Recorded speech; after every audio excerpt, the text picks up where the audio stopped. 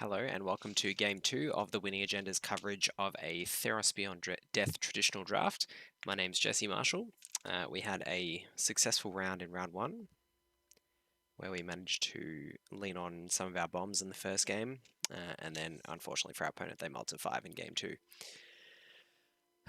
So our opponent's going first, so we're on the draw.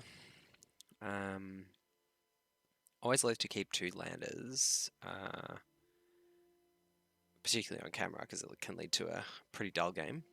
But we do have a pretty nice curve and some pretty decent tools here, and we're on the draw. So unusually, I'm going to keep this 2-lander because I think it may be okay, but I guess we'll, pardon me, buckle in and prepare for the fact that we don't hit the 3rd land. But as I say that, thankfully we draw the 3rd land that we needed, which is good news. In terms of what we'll try and sequence here, our opponent's on blue-green, so possibly some fatties and some flyers, as per. So they get a 1-1, they get 3+1/+1 counters on their 1-1 if it's still alive, and then they draw 2 cards if they've still got a creature that is large. So we're not going to be able to exile that because it doesn't have converted mana cost 3 or greater. Neither the games does, so we can exile that, but we're not going to get there in time. So we're going to need to potentially try and Dreadful Apathy and exile that, which means that we're going to need to Dreadful Apathy it this turn in order to be able to exile it the turn after. That does slow down our game a bit, but I think depriving them of 2 cards is probably important enough, because otherwise they're going to put 3 counters on it now, and then they're going to draw 2 cards the turn after.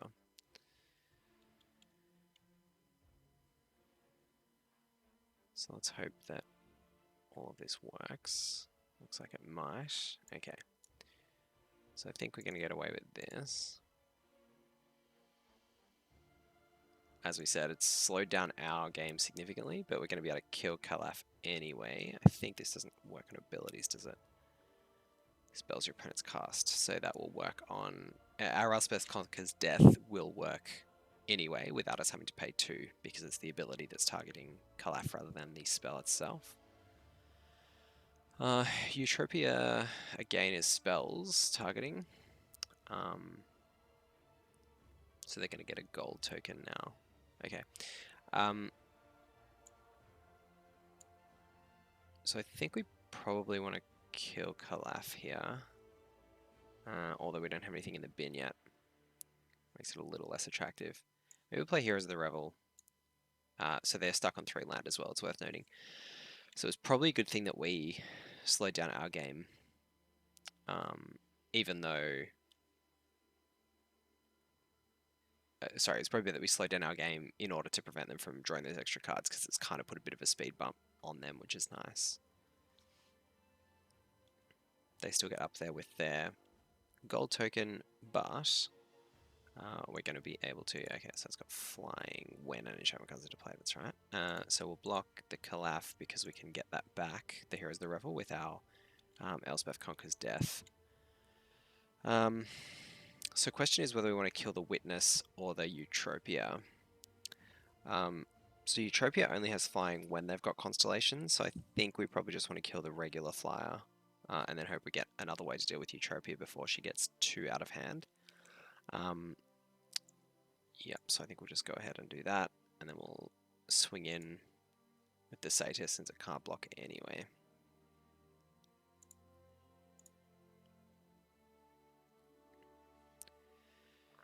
And then in a couple of turns' time, we get back our Heroes of the Revel, absent some kind of removal for that.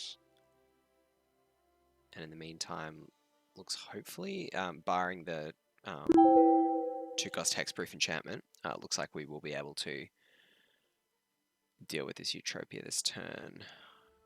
Query whether maybe we wait though until their turn, see if they tap out. Don't know. Either way, I think we want to keep the mana up for that. So I think we'll just play the Incendiary Oracle. Actually, I think we'll play Underworld Ragehound. I'm more prepared for that to die, blocking the Reflection.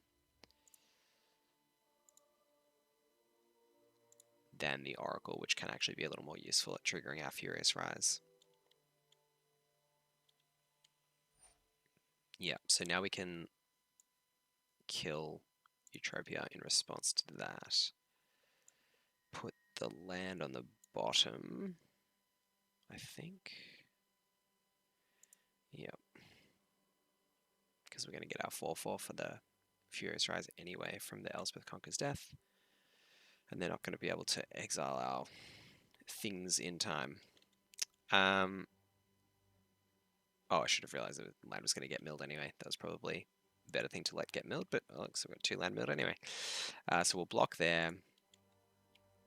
The Rage Hound now is probably going to get exiled by that, but that's okay. We'll bring back the heroes. Yes, +1/+1 does not get loyalty counters. So Elspeth Conquer's Death is probably going to be gone, but that's okay. We drew a land anyway, so that's kind of the reason why you get rid of unnecessary lands on top, I guess, because you're more likely to get them, and we didn't urgently need a land this turn. So we could play Sentinel Eyes on the heroes, give it Vigilance just to give ourselves a little more cover. We could have held on to it in order to pump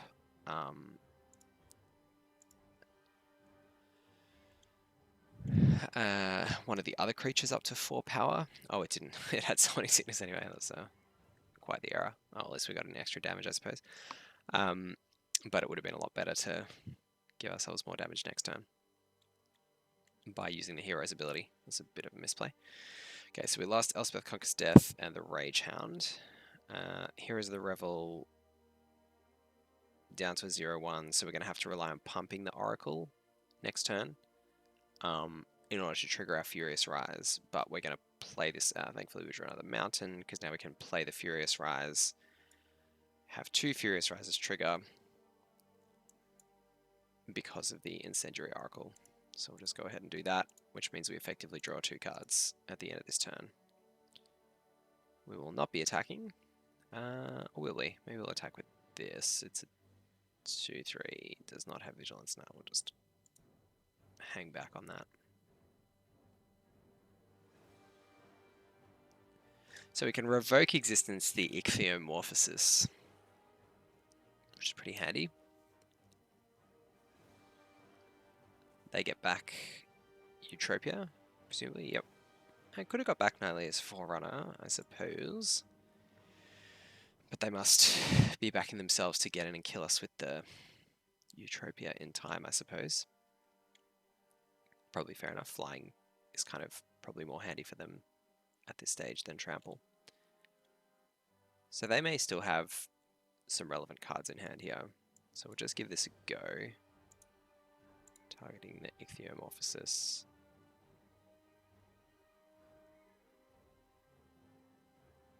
Looks like they might have the 3-cost counterspell, potentially. Or maybe it's Omen of the Sea that's causing them to hold up here. Threnody Singer. Reducing the power of something. We tapped our land terribly there. Always annoys me when the auto-tapping goes badly. So we have a -3/3 that goes up to being a 1/6. I think in that case we'll just do our pump and sit again. Just draw 2 more cards for now. How are we going on cards in library? 15. Got to be a little bit careful of that.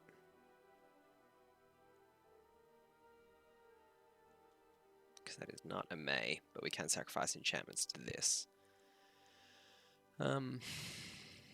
Sleep of the Dead, eh? It's a little annoying. So we may end up sacrificing a Furious Rise just to stop ourselves from getting decked, but we're not quite at that point yet.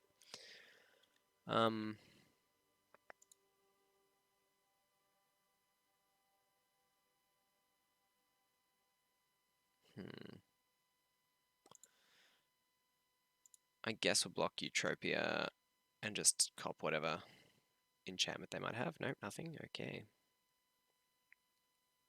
Shellcracken comes down. Yeah, so it might be a little challenging for us to kill them in time. But it should be okay. I think we want to deploy our creatures at this point. And Final Flare will have to wait until next turn. This is 3 cards, yeah, so they can do it a couple more times, which is annoying. But probably not enough to stave us off, particularly if we can draw some more threats, not just lands. Oh, Final Flare, of course, is one of our cards, so we needed to use it this turn. The fact that these display so similarly to cards in your hand just always puts me off. So we definitely should have played that this turn. Got rid of something. Okay, so the Sleep of the Deading, maybe both of our creatures? Did they do... No, they haven't done the Here's the Revel yet.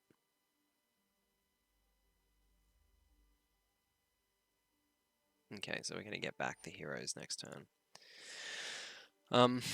Yeah, not using that Final Flare next that turn I think is going to actually hurt us now.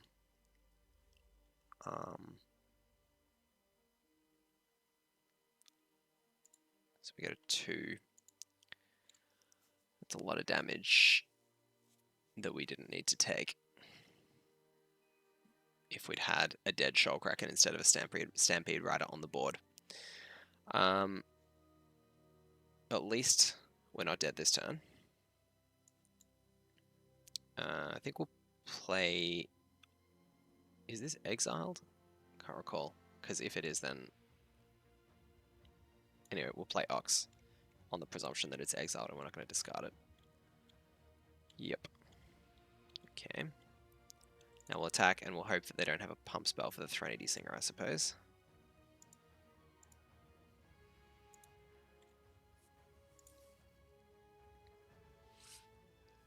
So we've got 2 blockers for their 2 creatures, and we want to play 1 more.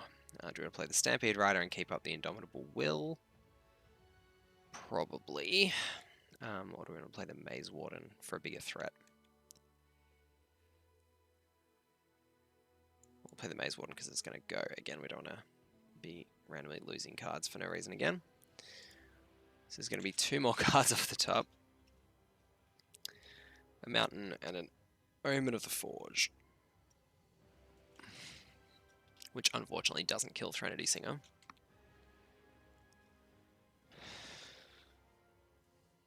So if there's a pump spell, then we're in trouble. Looks like they're drawing for that. Otherwise, we might just be able to get in enough damage with both the Maze Wardens and the Omen of the Forge to dome them. But we will have to wait and see how we go. So the Maze Warden's being pumpable.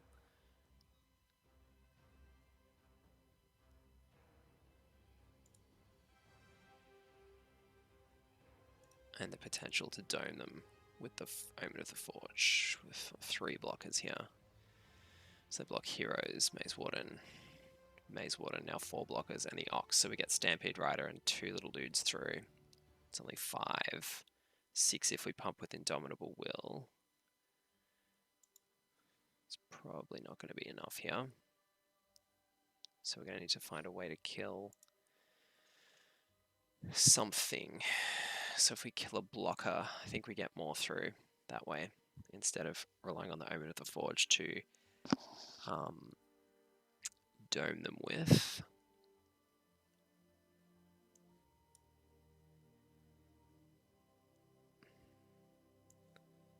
So we have to kill the Shimmering Chimera rather than the Illyria's Reflection.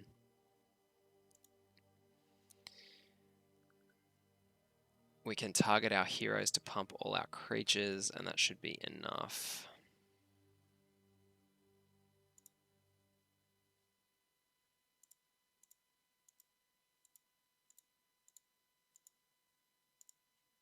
Hopefully.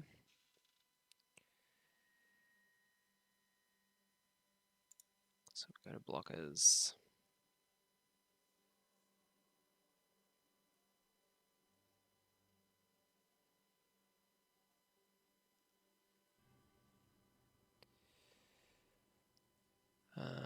Okay. So if we pump the heroes, we get 2, 4, 8. Yeah, it should be enough.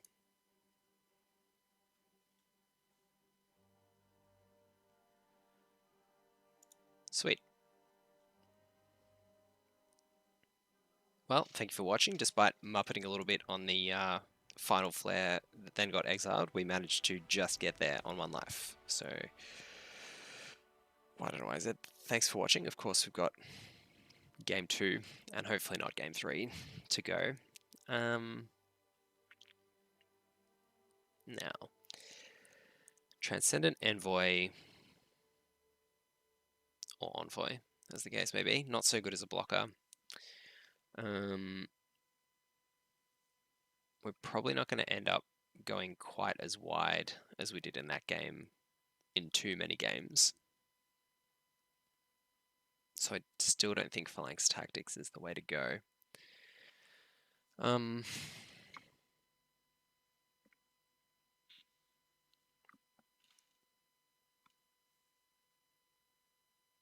think we need the Portent of Betrayal. They have some, they had some interesting creatures.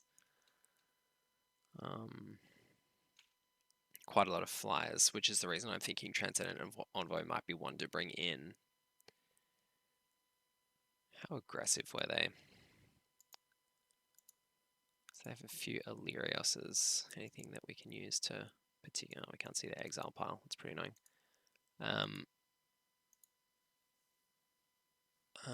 Entrancing Lyre deals pretty well with reflections, actually. Keeping them on the battlefield, but not getting them back the other dude. So maybe we'll give this a go over one of the Rage Hounds, maybe.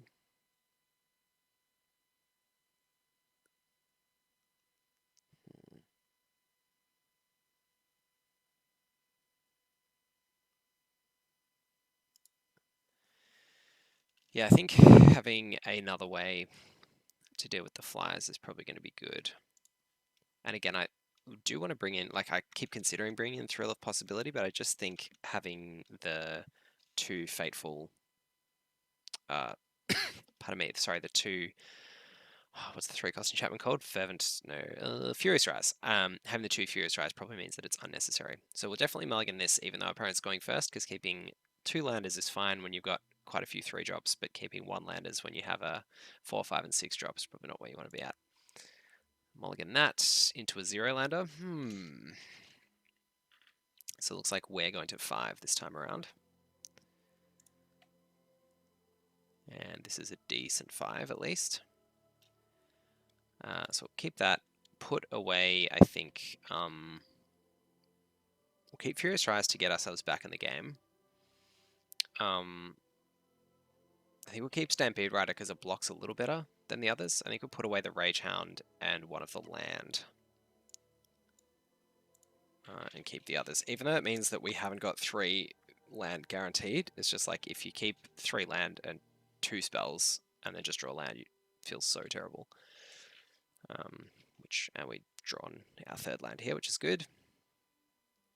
Okay, the Oracle. Yeah, probably on reflection should have put away the plains rather than the mountain. Oh no, because we only had 1 plains. We had 1 plains, 2 mountains, so I think we couldn't really do that. But ideally we would have a mountain now, which we do. It's handy.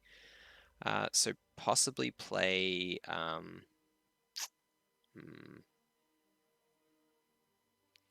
Don't really want to fight because I want to trigger the Furious Rise next turn. So I think we're just going to sit on that, play the Favored, because then we can swing with it next turn, possibly for 4 after we play Furious Rise. Yeah, don't want to risk trading. It's just not worth it. We can play Furious Rise, swing in with the Favored, possibly for 4 if it survives. Okay, so we'll just block with it then, that's fine. No problemo.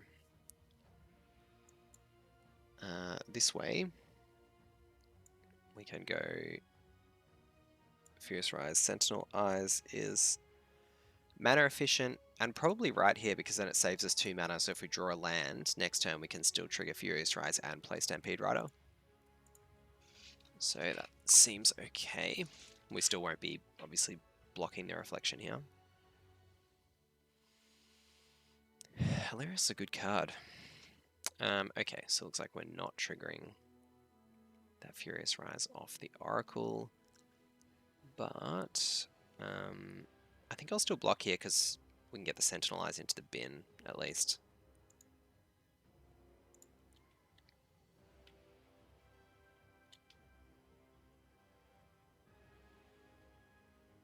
Still not gonna trigger Furious Rise on its own, and obviously we need something else to trigger it to get it up to 4, which is kind of like a funny little circle. I think in the drafting video I might have been like, what's the other Power Matters card? Obviously this is the other Power Matters card that I was thinking of. I don't know if I corrected myself, but I seem to remember getting in a bit of a tangle about that. Omen of the Sea. It's a good one. And also, obviously, when you're on the other side of the table, always good when your opponent puts both cards on the bottom. So Stampede Rider with a Sentinel Eyes at least can block. We'll keep the Mountain back for now.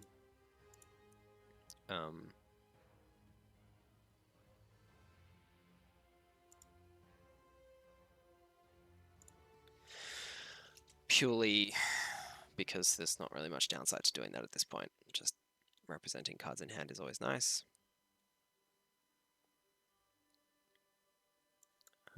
Okay, so not really the turn where we wanted to store. Like if we'd drawn really any of our creatures that turn, it would have been very handy. Even a removal spell is nice, but we're not so lucky. So we'll just hope that next turn we either get like Omen of the Forge would be really nice. But you know, Indomitable Will would be okay, assuming they don't have another removal spell. Okay, so we're now starting to get behind a little. So yeah, another land there was not what we needed at all. So we're probably actually going to need to block, pardon me, the Chimera here. Even though it's pretty bad value, we just, like 4 damage is a lot at this point. And it's just going to mean turns that we're not getting back in the game. And we're just going to have to rely on drawing something that's going to trigger Furious Rise on its own, rather than drawing something to add to the Stampede Rider. But if we draw Indomitable Will here, that'll be annoying. No, just land. Okay, well I think we can safely concede this one. And move on to the next game. I don't think we learnt too much there about issues in the deck. So what do we see? Some larger fatties and some more flyers.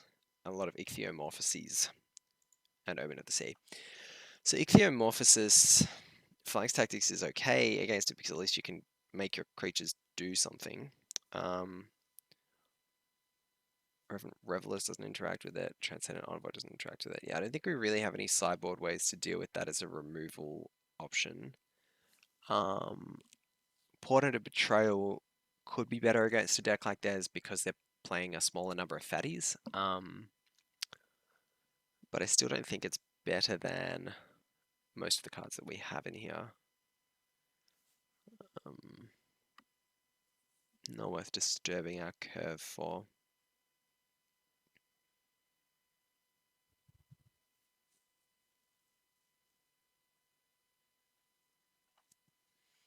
Yeah, I think we can just put that one down to a mostly to a multi-5. I mean, obviously, there are always things that we could have done better in the drafting phase, and I'm sure there are toss-up decisions in deck building that some of you will think could have done differently. But in general, I think the multi-5 was the most significant factor in that one. So another 2-lander on the play this time, but we have a 1-drop, well, a 2-drop with a 1-cost enchantment and a 2-cost removal, 2-cost removal spells. So I think we can't really not keep that. Or rather, it's just the opportunity cost of going to 6 is not worth it. Particularly, things are different in the traditional drafts, as I understand it, in terms of coding compared to the ranked drafts that are best of 1, because I think they use, just like in Magic Online or Paper Magic, like true randomization for these hands, whereas for the best of 1s, they select from the least land spell disparity from 2 or 3 or something number of hands. So in any case, you're more likely to get a better hand.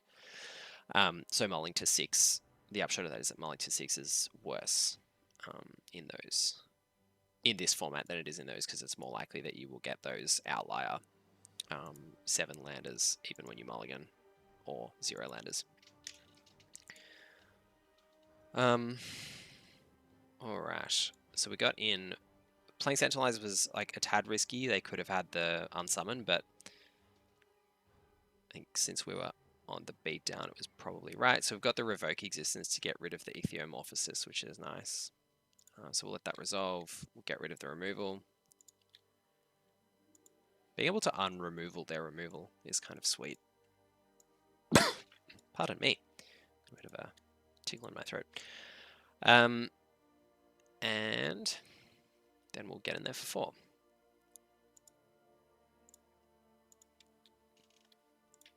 Not getting to play our 4-drop is a tad annoying, but it's okay. So here is the game where we want the player 2 toughness fly would be really nice, and then we want Furious Rise whilst this is still on the board, please. Ah, look at that. 2 toughness flyer, get in the bin.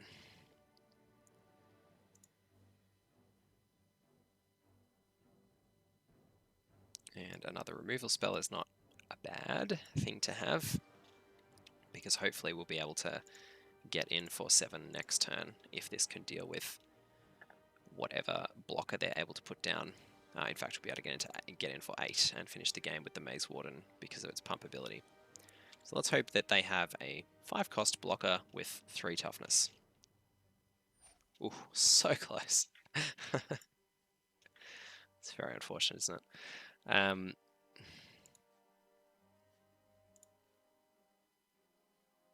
Alright, so we'll just get in there since we have to with the beatdown. They can block the Rage Hound and trade. They can block the Maze Warden and bounce, but still they take 4 that way.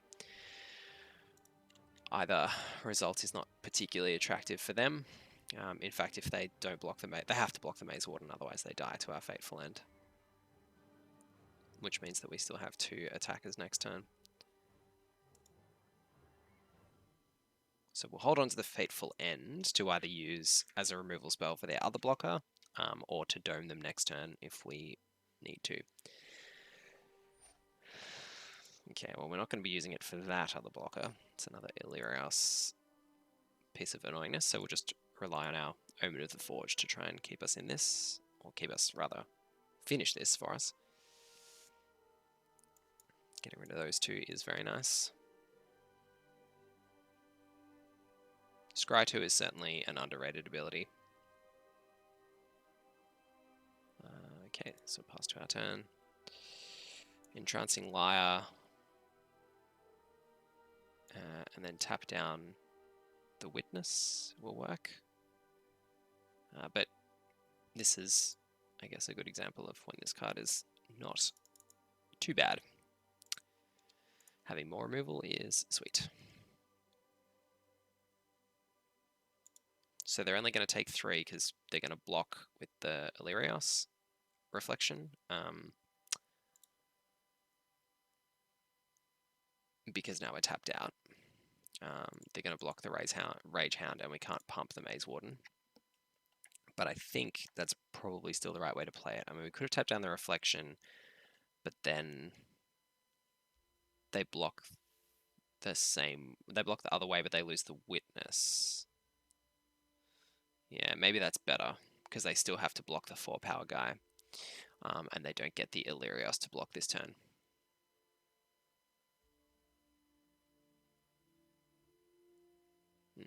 Yeah, on reflection, I think that was probably the better play. Although, I mean, we can still untap, pardon me, and tap down Illyrios. Regardless, or we can untap and tap down the Forerunner. So we can untap.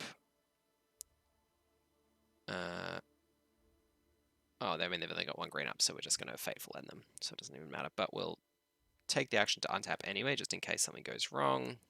Fateful End to the Dome. And we'll leave that on top. That does it. Alright, well, thanks for watching round 2. a couple of little misplays there. One on the card that was exiled with Furious Rise, that we didn't really play in the correct order, that led to it getting exiled, which is a mistake. The Final Flare. And then in that game there, I think we probably tapped the wrong creature. It would have been better to tap down the Reflection and force them to block with the Witness of Tomorrow, so that they lose it, because they had to block the Rage Hound because they're on 4. Those little things can end up sometimes costing you games. Like if we hadn't had the Final Flare, they could have potentially, sorry, if we hadn't had the Fateful End to dome them, then they could have potentially got back into that game. So it's good to be really careful of those tiny little choices and plays that it may seem just sort of 50-50s that don't make a difference, but can lead to kind of decision trees and issues later down the line. But anyway, looks like that worked out okay, and we'll be back for round 3 shortly. Thanks for watching. I've been Jesse Marshall for The Winning Agenda.